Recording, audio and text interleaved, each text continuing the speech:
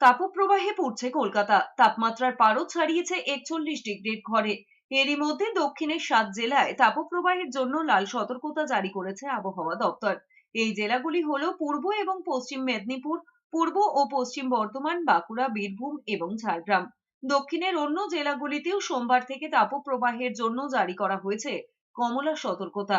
আগামী 5 দিন গাঙ্গেয় পশ্চিমবঙ্গের জেলাগুলিতে তাপমাত্রার বিশেষ পরিবর্তন হবে না।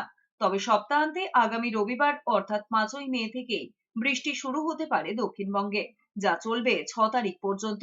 পাশাপাশি উত্তর ও দক্ষিণ দিনাজপুর এবং মালদায় বুধবার পর্যন্ত তাপপ্রবাহ চলবে। তবে দার্জিলিং, কালিম্পং এবং জলপাইগুড়ি জেলায় বজ্রবিদ্যুৎ সহ বৃষ্টির সম্ভাবনা রয়েছে। সঙ্গে 30 থেকে 40 কিলোমিটার বেগে ঝোড়ো হাওয়া বইতে পারে।